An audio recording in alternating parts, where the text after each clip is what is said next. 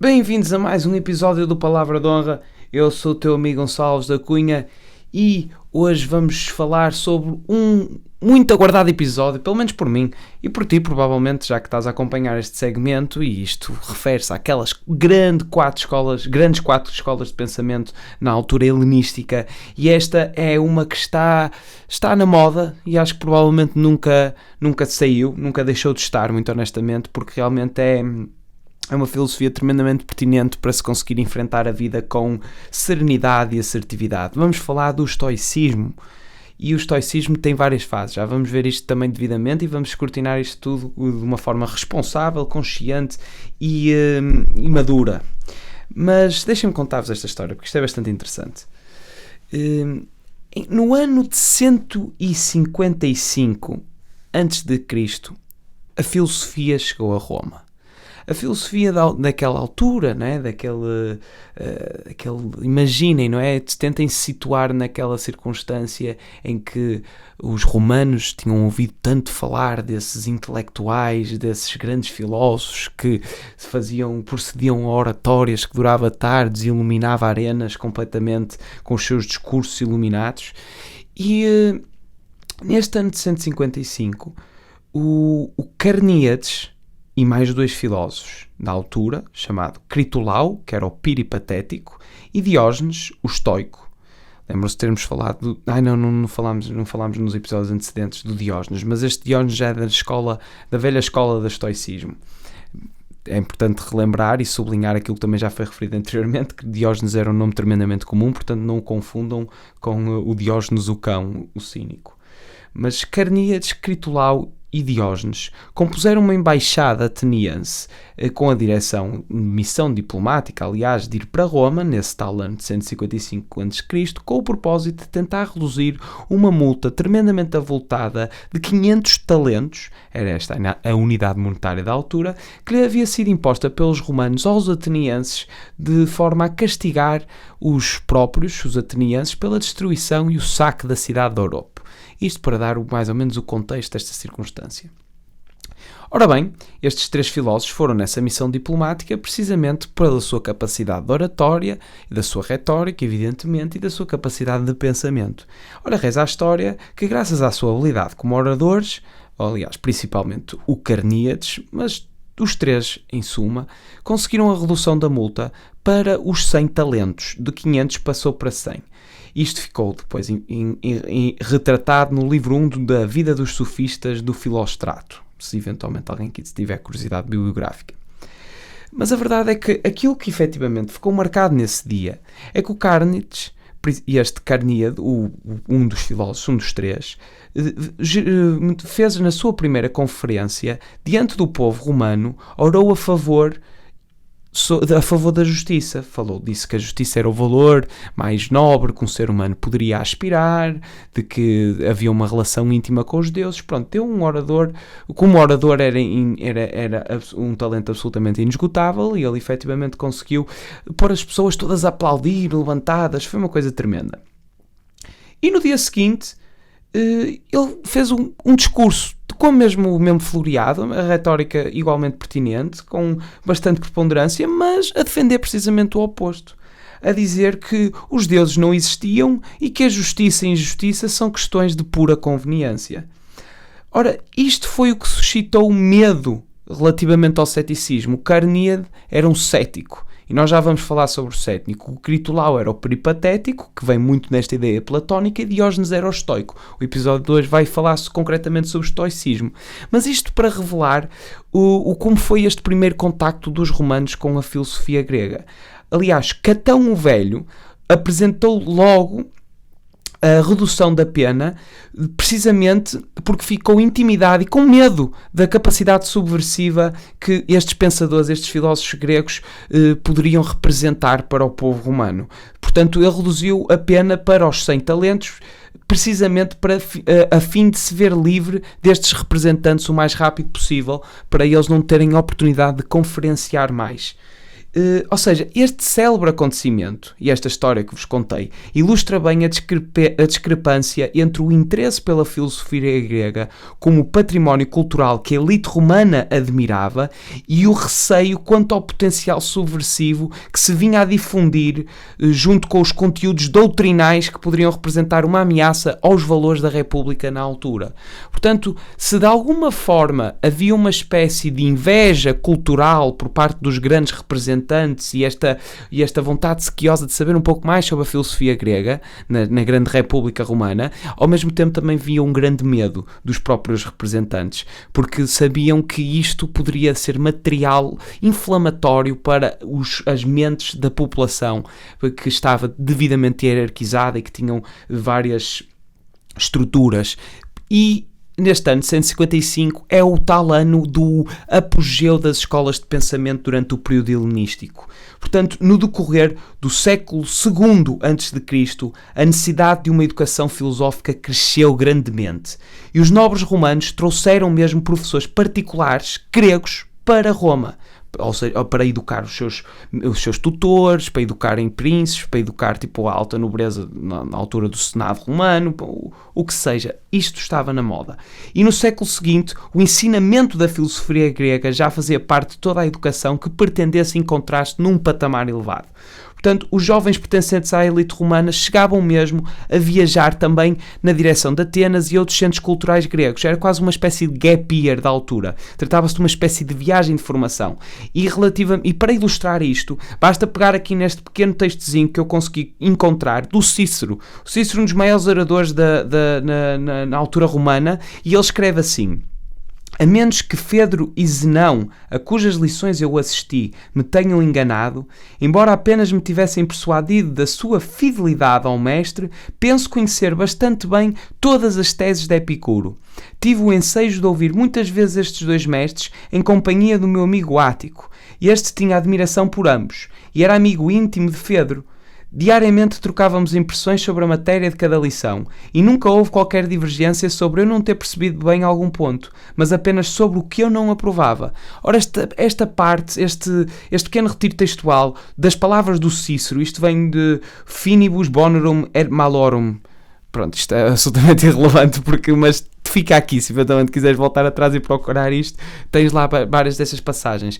É quase um relato confessional da vida de Cícero. Mas isto é brilhante, não é? Ou seja, e o Cícero, que é um dos maiores oradores, daquele orador das Catalinas, e que se falava que tinha a deusa na língua, por assim dizer, ele assistiu às lições destes grandes epicuristas, destes estoicistas, viajou por lá e ele próprio está a admitir que entendia sempre muito bem aquilo que estava a ser lecionado, e se eventualmente houvesse alguma divergência estava só a ver com aquilo que concordava ou não, o que é fantástico também, que revela uma excelente interpretação e capacidade interpretativa destas grandes temáticas, e muitas delas, a maioria delas, bastante complexas, sobre tanto epistemologia como ontologia. Mas lá está, isto foi o que caracterizou este período romano. E ora, aquilo que efetivamente influenciou mais o pensamento e a escola filosófica romana, ou pelo menos o pensamento romano, foi o estoicismo. E é por isso que serve este preâmbulo. O epicurismo não foi tanto, e nós já vamos ver porquê. Precisamente porque temos que pôr sempre... Obviamente que vamos falar sobre estas 4 escolas, mas podemos entender aqui esta grande rivalidade entre epicuristas e estoicistas como uma dualidade central nestas 4 grandes escolas. Também podemos perceber de onde é que vem a epistemologia, de onde é que vem a ontologia. Sabemos que o estoicismo foi buscar um bocadinho a Platão, depois foi buscar um bocadinho aos cínicos. Os cínicos era o tal caminho mais curto para a virtude, como nós vimos no episódio anterior.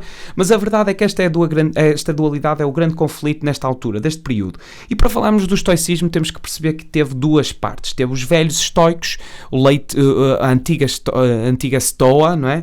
E a nova Stoa. Stoa sendo...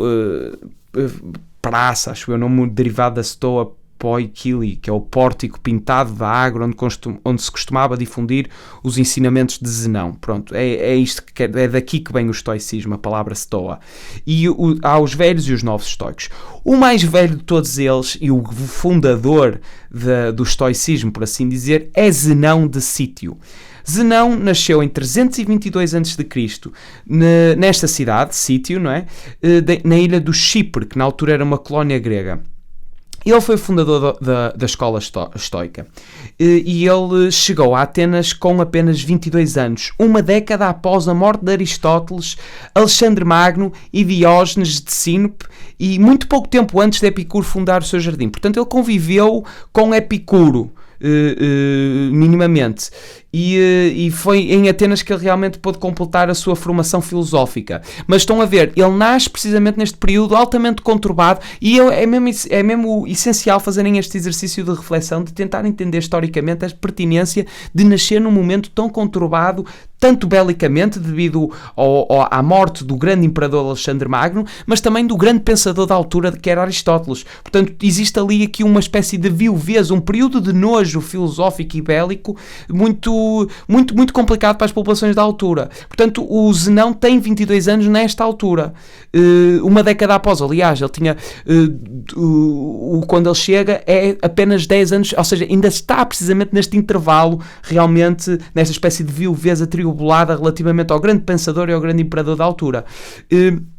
E é aqui que ele realmente começa a trabalhar esta filosofia que se veio a cunhar de estoicismo. E inicialmente inclui os princípios ontológicos de Heráclito, ou seja, a ideia da mudança, da constante mudança, e tem certos rasgos morais dos cínicos e alguns elementos epistemológicos platónicos, em termos de unidade. Mas também não é necessário entrarmos aqui em grandes pormenores.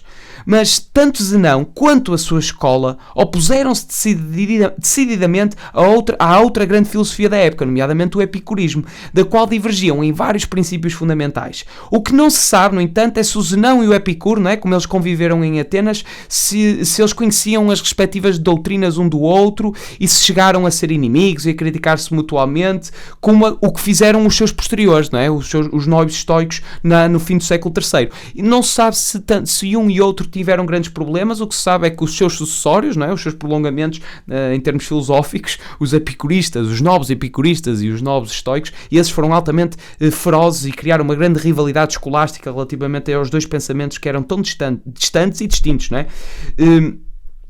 Portanto, isto é importante também ressalvar que o historiador da filosofia clássica, o Diógenes Laércio, que também já citámos várias vezes, porque é daqui que vem a maior parte do material textual, não é? Ou pelo menos os registros cronistas da altura, destaca da figura de Zenão o seu caráter ascético e as várias afinidades morais com os cínicos, sobretudo a vontade de se reintegrar na ordem geral da natureza. Portanto, nós podemos pensar, isto ajuda-nos, se calhar, a descrever um pouco a aparência psicológica e física do Zenão como uma espécie de não digo um ascético daqueles gajos que se mete semelhantes ao que o Buda viu, não é? Que se mete em cima de uma cama de pregos, e mesmo como o próprio Buda, mas algo semelhante a isto. Uma pessoa que realmente está aqui com muita vontade de voltar esta maternidade do ser, este princípio originário da natureza, de regressar ao que é natural.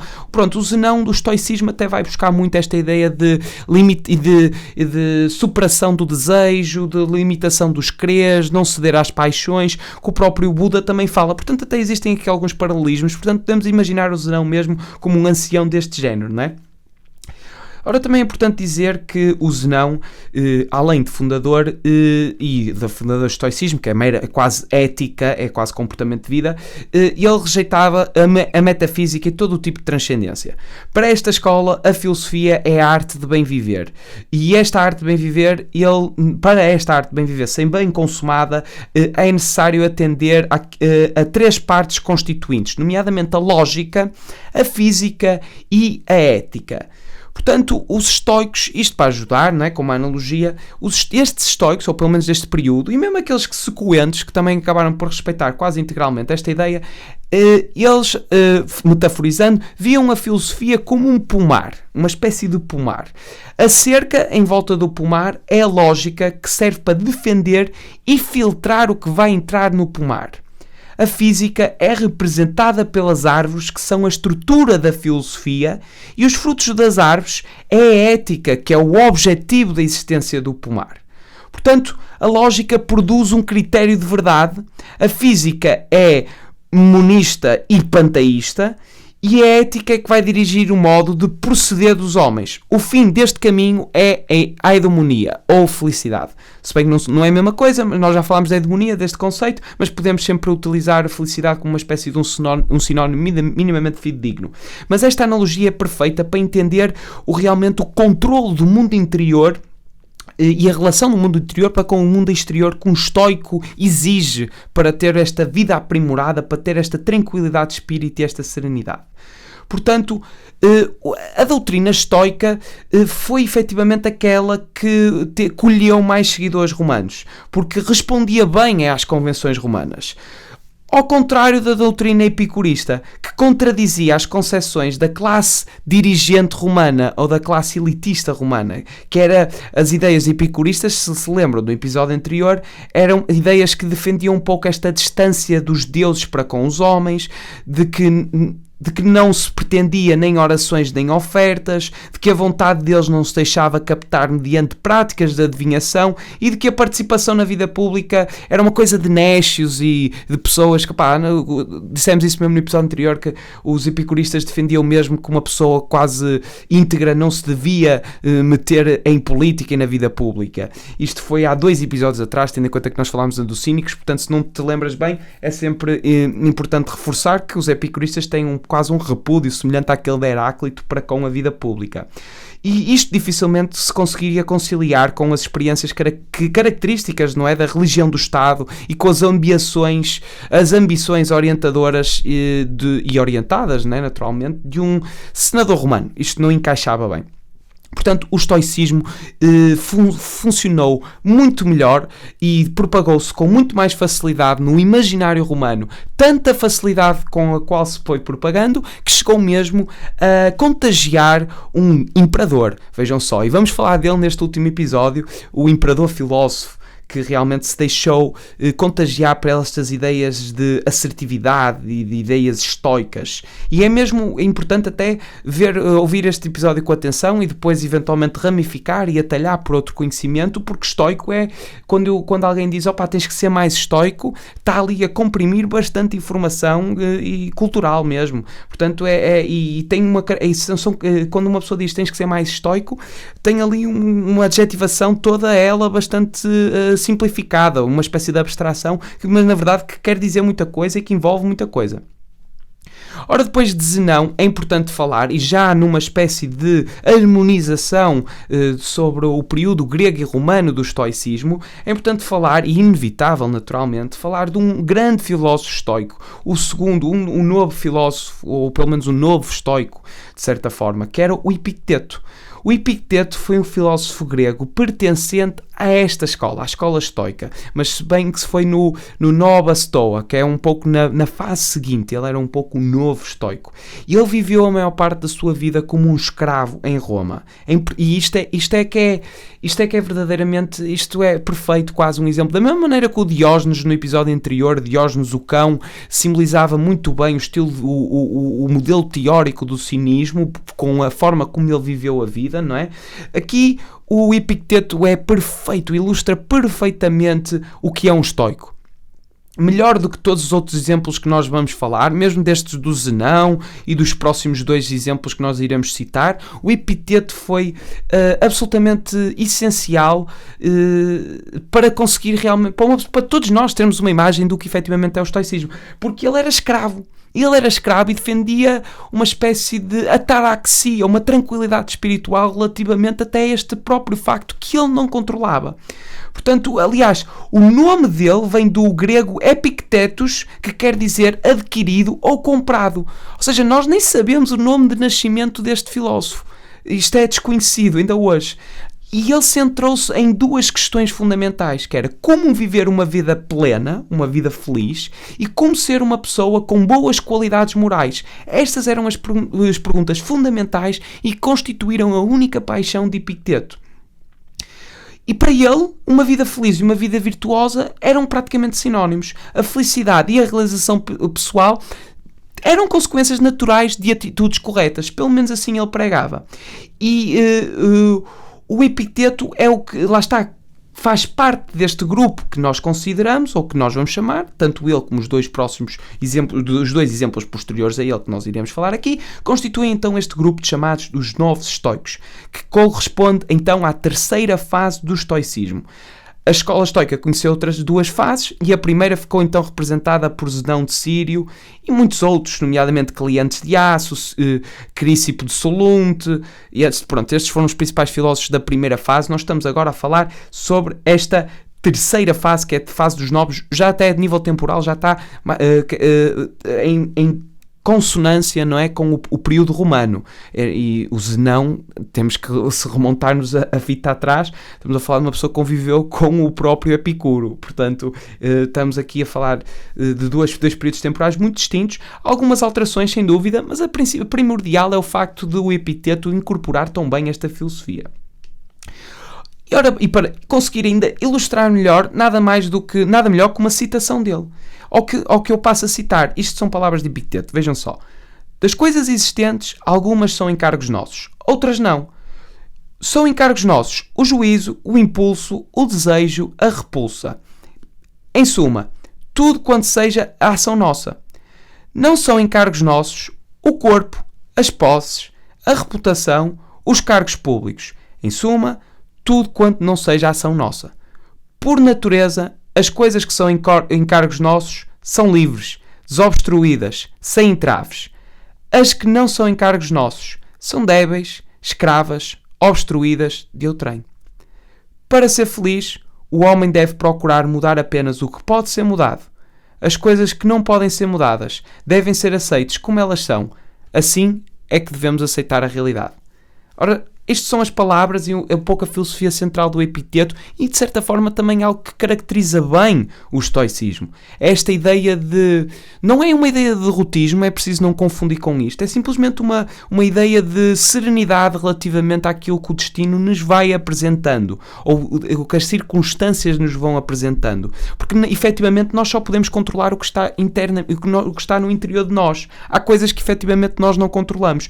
Portanto, nós podemos controlar a reação e a ação consoante aquilo que nos vai acontecendo. É um pouco como o taoísmo. É interessante como que o paralelismo é muito íntimo, é muito imediato. A ideia de Tao, a ideia do grande fluxo da jornada, é muito semelhante à ideia do estoicismo, pelo menos destes novos estoicos, seguramente. Ora, o Epicteto até diz mais, ele diz que se deve fazer a diferenciação do que é útil para ser seguido e do que é inútil para ser descartado. Portanto, ele valoriza primeiramente a razão e o conhecimento. Portanto, para ele, o homem precisa de conhecer as representações sociais, que é um dos principais objetivos da filosofia, para ter condições de fazer boas escolhas na vida.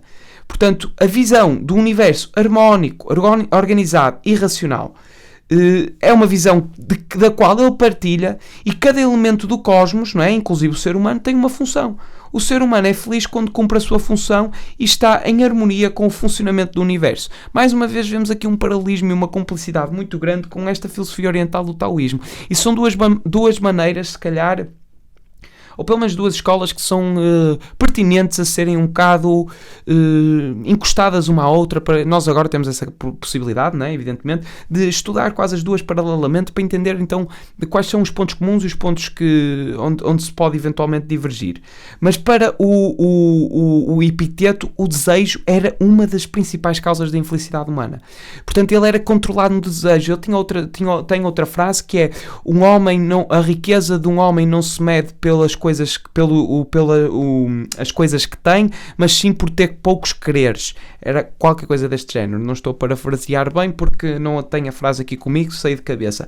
Mas ou seja, é mesmo neste controle do impulso, neste controle do desejo, nesta forma de simplesmente nos refriarmos a nós e de nos controlarmos a nós internamente. Ora, muito bem, o Epiteto é um exemplo fantástico que recomendo muito a vocês atalharem na vida deste escravo filósofo, porque realmente há poucos como ele que tenham realmente se tenham salvo de uma espécie de naufrágio existencial, não é? Porque deve ser terrível ser escravo, evidentemente, e a filosofia realmente conseguiu ajudar. Da mesma maneira como a religião provavelmente consegue ajudar, não é? Que também tem assim essas características um bocado opiáceas às vezes, não é? De umas pessoas se agarrarem à religião para tentarem justificar e preencher algum tipo de vazio. Aqui a filosofia também acabou por corresponder dessa mesma maneira, mas estamos a falar quase de uma sabedoria desprendida, evidentemente. Não existe muita metafísica no estoicismo, nem a existe propriamente no epicurismo, se bem que na antiga estoica ainda tem assim alguns elementos ontológicos platónicos, mas a regra geral é mais ética. E Epicteto é um exemplo fantástico. Ora, depois de Epicteto podemos falar sobre o Séneca, o jovem filósofo, orador e trágico romano. Jovem, quer dizer, foi jovem durante algum tempo. Se bem que podemos dizer até que ele acabou quase por morrer jovem. Foi muito bem conservado pelo estoicismo que tanto pregava, não é? Ou pelo menos que ensinava. Mas que ele foi um grande filósofo e um grande orador, isso não há dúvidas, está em todos os registros.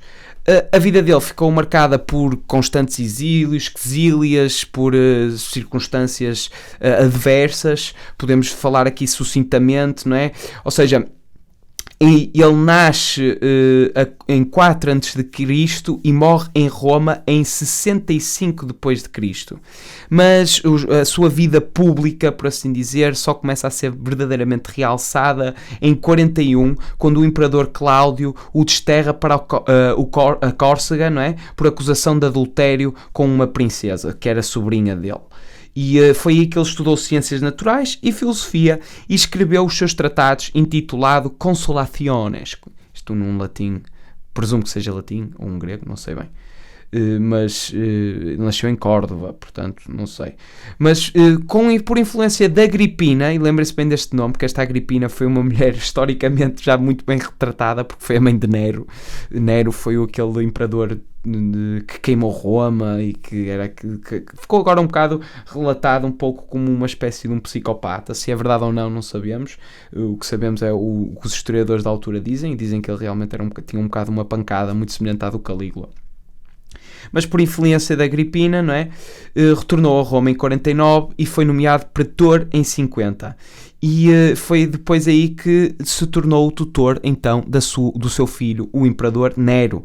E isto é fantástico também, mais uma vez. Como é que o Séneca, isto para mim, curiosamente, o Séneca é um grande filósofo, um dos maiores filósofos desta altura helenística, teve este tutor, não é? Ele foi tutor deste futuro imperador que depois virou para numa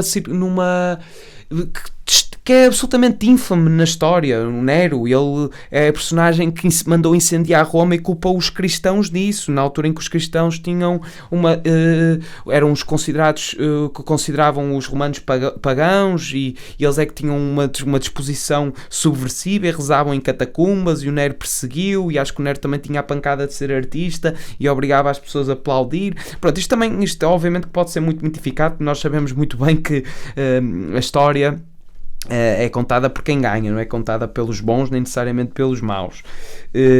Mas a verdade é que esta relação, pelo menos, foi tão distante, o comportamento do Nero relativamente àquilo que ele eventualmente podia ter aprendido do Séneca, que é bastante interessante analisar, porque não foi em nada frutífera como a relação, por exemplo, de Aristóteles e Alexandre Magno. Isto é bastante interessante. Também convém dizer que em 62 Séneca sentiu que não podia continuar mais e saiu, e teve autorização efetivamente para se retirar, e nos últimos anos da sua vida escreveu algumas das suas maiores obras filosóficas, e foi em 65 que os seus inimigos acusaram de ter tomado parte da conspiração de Piso e foi-lhe ordenado que se suicidasse. E aqui volta outra história maravilhosa sobre isto e sobre a forma como as pessoas incorporavam devidamente as filosofias que tanto teorizavam. É que o que se consta é que ele fez com uma dignidade e uma coragem muito semelhantes à de Sócrates, por exemplo, e da forma como foi teatralizada por Platão. É que aquilo que se conta é que ele estava preso e para se entreter antes da sua execução pediu para jogar um xadrez, ou assim, um jogo semelhante de estratégia, o xadrez, um semelhante a um damas ou um equivalente na altura, e jogou com o guarda até que é levado. E quando ele está a ser levado para a sua execução, ele diz aos seus executores, não é? Aos seus carrascos, de certa forma: vocês são minhas testemunhas, eu estava a ganhar, Eu estava a ganhar, eu ia-lhe comer agora a peça e eu ia ganhar. Diz qualquer coisa deste género, ou seja, com uma serenidade, com uma tranquilidade, quem vai caminhar para a morte, e o faz com muita facilidade, porque lá está, mais uma vez, é esta a essência do estoicismo. Controlar somente aquilo que reside em nós e não o que nos é alheio, não o que nos é externo. E só para vocês saberem, a conspiração de Piso, que ocorreu em 65, foi uma conspiração que visava derrubar o tal infame e antigo discípulo de Séneca, o imperador romano Nero. Portanto, podem ver o quão problemático o Nero foi para a República Romana e para o mundo em geral, ao ponto de depois o Séneca estar envolvido nesta possível e potencial conspiração do seu próprio aluno, não é? Ora, a filosofia estoica de Séneca recebeu considerável influência não só de Zenão de Cítio, que foi o fundador da escola, mas também de vários pensadores clássicos como Platão, Pitágoras, Sócrates e Aristóteles. E também recebeu influências de poetas famosos como o Virgílio. Ele também era bom escritor, o Séneca. Segundo ele, a chave da formação radica-se no esforço pessoal do indivíduo para se educar. É este esforço autodidata que ele realça no cerne da sua filosofia. Isto é muito semelhante, por exemplo, à escola de pensamento e à propriedade intelectual do Immanuel Kant, que surge bem mais tarde que ele. O grande filósofo alemão, que também foi um game changer na filosofia, mas tudo a seu tempo, ainda estamos nos romanos e nos gregos. E só neste esforço tão particular que era a educação autodidata, é que surgia a vontade. Ou seja, a educação tinha que ser feita com a vontade. E a vontade é que era o fator preponderante para que um homem educado se fosse qualificado como bom. É quando ele tem vontade de se educar, quando ele tem vontade de ser virtuoso. É este meio que vai determinar se ele efetivamente é bom ou não. Como ele próprio diz, aquilo que pode fazer de ti um homem de bem existe dentro de ti. Para seres um homem de bem, só precisas de uma coisa: a vontade. Isto são as palavras ipsis verbis do Séneca. Séneca sugeriu que a vontade devia ser guiada exclusivamente pela razão, com a finalidade, que houvesse uma espécie de uma plena adequação do homem à sua natureza. É quase um entendimento de si próprio e utilizar uma vontade fundamentada em razão.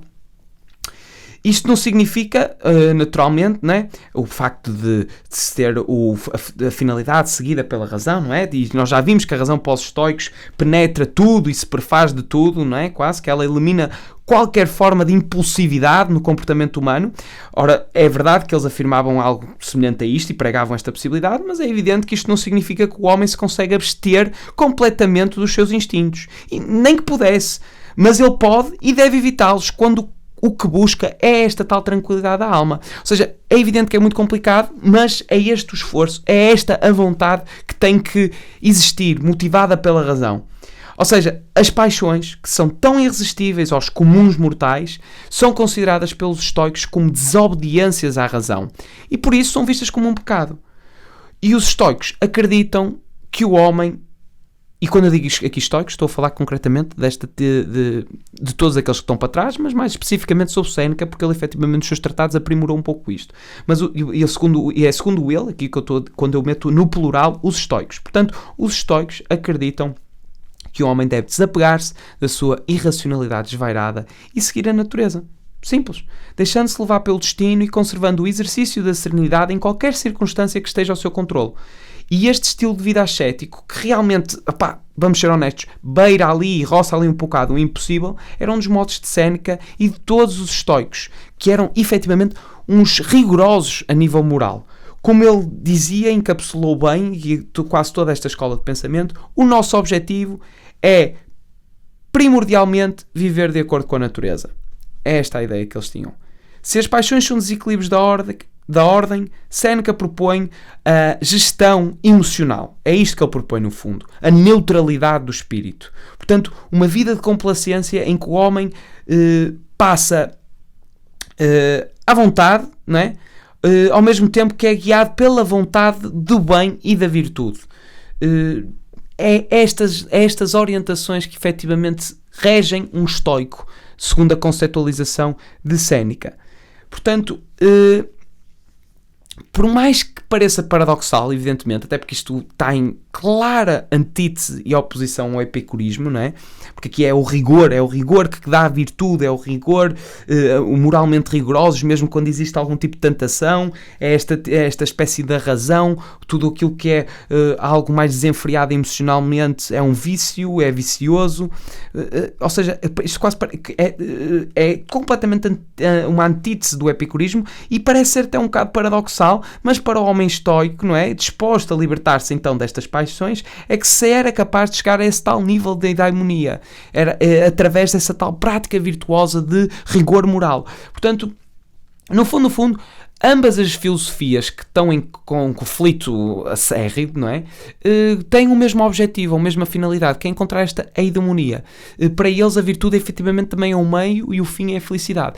Mas no epicurismo também o era, mas aqui é claramente diferente o que eles estão a entender por virtude e comportamento virtuoso. Um é anexar o pensamento de prazer ao bem e o pensamento de dor ao mal, e tentar levar uma vida de prazer. E convém perceber o que é prazer, efetivamente, porque é o prazer virtuoso e não é propriamente aquele hedonismo destropiado que nós entendemos hoje em dia, é outro tipo de hedonismo, e depois os estoicos eram no rigor moral. Como ele disse, o sumo bem, que é este tal melhor sinónimo do que felicidade para a eudaimonia, é a característica de um espírito que despreza os dons incertos da sorte e se compraz na virtude. E isto é o que o Sêneca tem a dizer relativamente um pouco ao comportamento ético do estoicismo.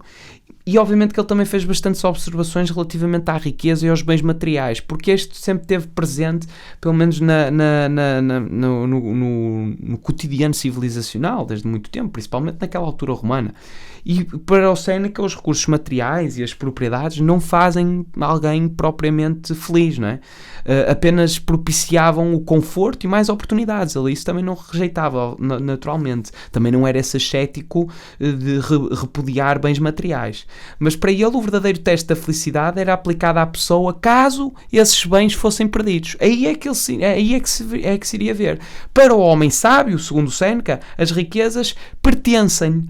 Já para o imprudente, ele é que pertence às riquezas. Aí é que está a principal diferença. Portanto, o desafio está em dominar as posses materiais sem ser dominado por elas. Estas eram muitas das observações que ele tinha a fazer relativamente à riqueza e aos bens materiais. Como ele próprio dizia, a riqueza para o estoico não é um bem, mas todavia uma coisa vantajosa como a saúde física.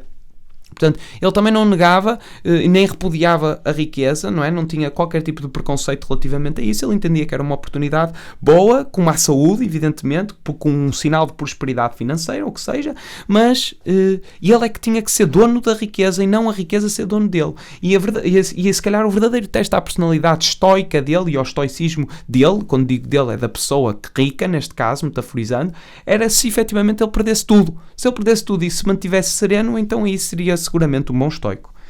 Portanto, para ele, para o Sêneca, sempre é considerado vicioso o que for excessivo. Porque, naturalmente, a riqueza administrada com a razão pode gerar virtudes. Por exemplo, como a generosidade e a prudência. Por outro lado, é sinal de fraqueza não conseguir suportar a riqueza. Portanto, o romano acreditava que a riqueza causa mais males do que a pobreza, muito inspirado no próprio pensamento de Sêneca.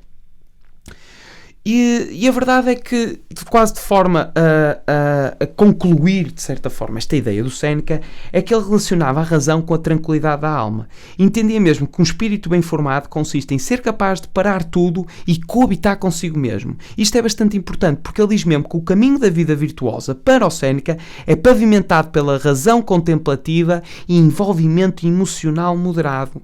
Ou seja, o homem que se rende a todas as emoções afasta-se da verdadeira profundidade da sua consciência. Portanto, o Sêneca considerava as paixões humanas como verdadeiros vícios. É importante perceber bem esta intenção. É a contemplação e a coexistência com ele próprio que ele elogiava. E muitas vezes, não é? Nós regressamos para a nossa cabeça, mas a nossa cabeça está cheia de barulho.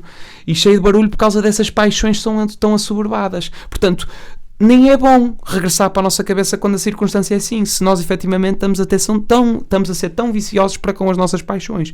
Para isso, se calhar, é melhor fazer exercício físico. Não é meditação que te vai ajudar se voltas para uma casa toda desorganizada. Mais vale suares isso e não pensares muito. Portanto, é esta a ideia que ele tão bem retratou noutro aforismo dele, que é, e passo a citar: os vícios atacam-nos, rodeiam-nos de todos os lados e não permitem que nos reergamos, nem que os olhos se voltem para discernir a verdade, mantendo-os submersos, pregados às paixões. Portanto, a visão senequiana, não é? Se é que podemos chamar disto, apregoa, por assim dizer, o racional em detrimento do emocional, na busca incessante do homem para conseguir efetivamente entrar em harmonia com a natureza. Mas esta vontade, não é, por tranquilidade, seria inútil se o homem fosse privado da sua liberdade, o que para Séneca, está vinculada ao autoconhecimento. Como ele dizia, liberdade é colocar a alma acima das injúrias e conseguir transformar-se de tal maneira que seja possível extrair unicamente de si mesmo as próprias satisfações. Portanto, e é importante também reforçar isto, que é orientado pela vontade, né? Já vimos que a vontade tem assim é um alicerce central da ideia filosófica de Séneca. Orientada pela vontade, razão e conquista de liberdade interior, o indivíduo pode assim e somente assim regressar ao campo privilegiado da investigação filosófica. De forma alguma, isso é possível se o homem não investir no próprio ócio. E eu disse isto porque o ócio para o Séneca é absolutamente fundamental. E digo isto com esta intuação teatral, praticamente, porque isto não pode ser negligenciado. O ócio é absolutamente fundamental para o Séneca, que era um estoico e um rigoroso moral, e parece que até é paradoxal, não é? Como é que uma pessoa tão rigorosa não vai ser ociosa? No ócio fundamental, em que sentido? No sentido de ser no exercício do ócio que o homem realiza a sua formação reflexiva e experimenta um pouco de sabedoria, para qual o caminho e para a qual o caminho, segundo Séneca, é a filosofia. Ou seja, o ócio leva à filosofia. E é importante perceber isto, até não está muito distante de uma opinião geral, não é? Evidentemente. Se eu disser a uma pessoa que o que é que tu fazes, sou filósofo, ela provavelmente não consegue perceber que valor é que eu estou a acrescentar em sociedade, portanto não será ilegítimo pensar que eu sou um pobre e que não tenho dinheiro, porque existe alguma relação do pensador que nada quer fazer ou que nada materializa. Mas, lá está, esta é, para o Séneca, é a mais alta qualidade humana de vida, a reflexão. Portanto, nós não nascemos, como dizia o Agostinho da Silva, nós não nascemos para trabalhar, não nascemos para criar. E estas são as ideias um pouco de Séneca. Nós já vamos recapitular tudo do estoicismo, mas não sem antes falar sobre o nosso último exemplo. E este é incrível, porque nós começámos no fundador, evidentemente. Vimos as implicações que teve em Roma, inclusivamente com Cícero. Falámos sobre um escravo e falámos sobre o mentor-professor. E agora vamos falar sobre um imperador, nomeadamente Marco Aurélio, o grande imperador romano. Marco Aurélio, provavelmente já conhecerás, foi imperador romano entre os anos de 161 e 180. Também é importante dizer que ele foi o quarto imperador da dinastia dos Antoninos, principalmente porque a dinastia dos Antoninos ficou severamente marcada por imensos conflitos com os bárbaros na altura. E ele ficou conhecido e é notoriamente conhecido como o imperador filósofo, pois ele cultivava em si próprio as ideias de justiça e de bondade. Em 161, que é quando ele começa, não é? Ele assume o trono juntamente com Lúcio Vero. Mas em 169, Lúcio Vero morre e deixa Marco Aurélio como único imperador de Roma. Ora, esta dinastia dos Antoninos, como eu tinha dito anteriormente, foi altamente severa. Portanto, o Marco Aurélio, o que é que faz? Faz uma coisa absolutamente brilhante. Absolutamente brilhante, que é, ele escreve para si próprio. E os seus escritos, que agora ficaram intitulados como Meditações, e isto é um livro que muda a tua vida, se tu lês, porque tu tens que entender que isto é um imperador a escrever recomendações a ele próprio. O imperador do maior império daquela altura. Provavelmente dos maiores impérios da história da humanidade. E ele está a escrever e a pregar estas frases brilhantes, estas considerações estoicas, absolutamente estoicas, estas preparações para a vida dele. E ele tem frases absolutamente embelezadas. E nem é preciso falar muito de Marco Aurélio. Ouçam só estas frases. É a melhor maneira até de descrever a personagem que este Marco Aurélio foi, e este é um livro que não podes não ler. Tens que o ler, obrigatoriamente. E as frases seguintes como estas. A nossa vida é aquilo que os nossos pensamentos fizeram dela, ou fazem dela. Nada de desgosto nem de desânimo. Se acabas de fracassar, recomeça. Muitas vezes erra não apenas quem faz, mas também quem deixa de fazer alguma coisa. A maior parte das coisas que dizemos e fazemos não é necessária. Quem as eliminar da própria vida será mais tranquilo e sereno. Mais penosas são as consequências da ira do que as suas causas. O valor de um homem é apenas tão elevado como o valor das suas ambições.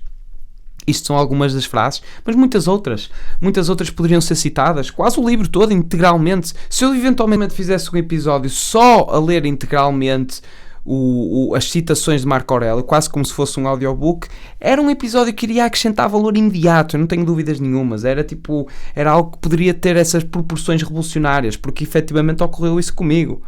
Portanto, eu recomendo vivamente o livro dele. Aliás, há uma que sempre me ficou, que é quando acordares, é qualquer coisa deste género, não estou a parafrasear bem, mas era algo do género: quando acordares, fica sabendo que vais conhecer pessoas rudes, que vais te cruzar com pessoas mesquinhas, intriguistas. Portanto, prepara-te já para essa perspectiva, quase numa ideia de pessimismo, não é? Ou seja, entende que isto vai acontecer, portanto não deixes que isso interfira contigo. Se a mudança que queres ver no mundo, quase, assim nesta ideia um bocado mais clichê.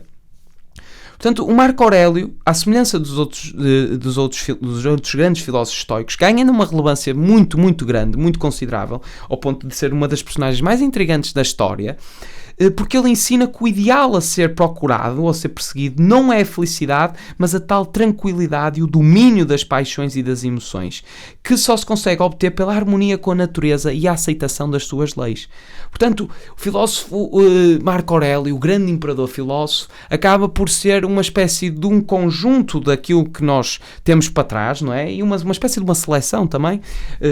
Ele não diz que é a felicidade, mas um pouco a ataraxia, mas vemos que, claro, o estoicismo aqui. O estoicismo devidamente consagrado, ou seja, o estoicismo pode ser utilizado tanto por um escravo como por um imperador. E pode até não funcionar bem e criar neros, isso é evidente. Portanto, estes três exemplos, estas três personagens históricas são absolutamente essenciais para nós percebermos o que é estoicismo. Mas agora que já falámos sobre a vida destas três grandes personagens, podemos resumir, de forma também a concluir este episódio que já vai extenso, sobre os objetivos da filosofia estoica. E isto é para, se eventualmente quiseres caracterizar sucintamente aquilo que realmente pode ser um pouco mais complexo. Nós inicialmente temos o conceito da ataraxia. Já falei várias vezes sobre isto. A ataraxia é o cerne da filosofia estoica. Isto é a conquista da felicidade por meio da ataraxia, ou seja, que é um ideal de tranquilidade no qual é possível viver de forma serena e com paz de espírito. Para os estoicos, o homem apenas poderia conseguir esta felicidade através das suas próprias virtudes, ou seja, dos seus conhecimentos. Isto é a ataraxia, que é o epítome central. Depois temos o oikeiosis. Oikeiosis, que é uma palavra grega, não é? Ou seja, isto para os estoicos era o conhecimento do seu próprio eu, através daquilo que eles chamavam de sinestesis, que era a percepção interna. E para os estoicos, graças a este conhecimento de si mesmo, nasce o instinto de conservação que concede o desenvolvimento do próprio ser. Isto é o chamado oikeiosis. E depois temos o outro aspecto, também igualmente preponderante, que é a negação de sentimentos externos. Ou seja, isto é não deixar que o mundo externo interfira com o nosso mundo interno. O que não está no nosso controle interferir com aquilo que nós temos no nosso controle. Portanto, os estoicistas consideravam que os sentimentos externos, sejam eles paixão, luxúria, etc., eram nocivos ao homem, pois faziam com que ele deixasse de ser imparcial e passasse a ser irracional.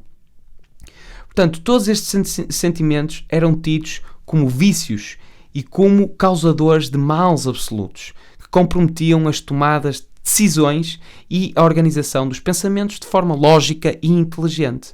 Portanto, dentro desta negação de sentimentos externos, eles ainda falavam de outros termos, nomeadamente o apatheia. O apatheia, de acordo com a filosofia estoica, é um estado de espírito alcançado quando uma pessoa está livre de perturbações emocionais. Portanto, é melhor traduzida como equanimidade, é um pouco mais isto, em vez de indiferença.